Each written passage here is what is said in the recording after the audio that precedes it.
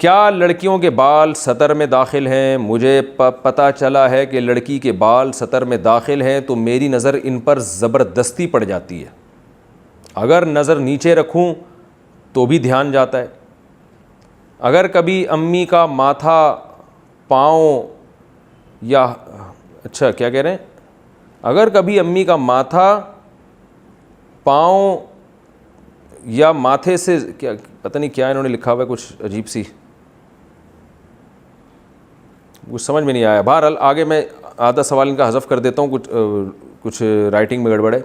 अगर क्लास में कभी लड़कियां भी बैठी हों तो मेरा ब्लैक बोर्ड से ध्यान हटकर इनके बालों पे जाता है। जुल्फ़ों के आशिक हैं भाई आप। जब लड़के हों तो इनके बालों पर दिमाग नहीं जाता।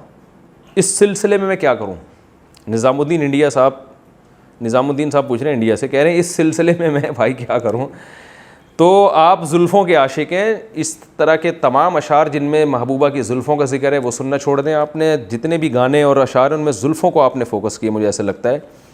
तो भाई ना देखें ना, ये जो आपने कहा कि मैं ज़बरदस्ती उस पर नज़र पड़ जाती है। ज़बरदस्ती का मतलब कोई आप नीचे देख रहे हैं तो कोई क्रेन ला के या गन पॉइंट पे आपको उठा के कहता है कि देखो, तो ऐसा तो नहीं होता। ज़बरदस्ती तो कुछ भी नहीं होता, इंसान अपने इख्तियार से देखता है।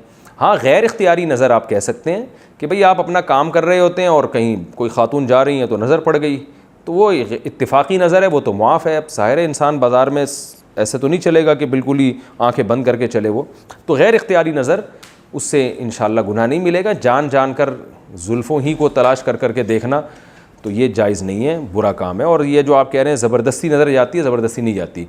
मुझे एक बात बताओ, हज़रत हकीम अख्तर साहब रहमहुल्लाह ताला फरमाया करते थे कि जो लोग ये कहते हैं ना हमसे बदनज़री नहीं छूटती और लड़कियां गुजरती हैं तो हम देखे बग़ैर रह ही नहीं सकते, उन्होंने फरमाया अच्छा ये बताओ, कोई बड़ा थानेदार हो, DSP, उसकी बेटी बैठी हुई हो और वो थानेदार आप पे नज़र रखा हुआ कि तू मेरी बेटी की तरफ ज़रा देख कर तो बता, तो फिर देखते हैं आप कैसे देखोगे उसकी तरफ। तो आप यानी दिल जितना भी चाहेगा आप नज़र नहीं उठाओगे। तो असल में अल्लाह का खौफ दिल से निकल गया है, इसलिए लोग कहते हैं कि भाई हम नहीं भी चाहें तो हमारी नज़र उठती है। तो ज़बरदस्ती कुछ भी नहीं होता, अपने इख्तियार से किया जाता है। और आप माशाल्लाह अच्छे आदमी हैं, आपको अपनी इस्लाह की फ़िक्र है, तो एक छोटा सा काम कर लिया करें, जब भी किसी जुल्फ़ों को घूर के देखें आप तो कुछ पैसे सदका कर दिया करें, यानी अपने आप को कुछ सज़ा दें।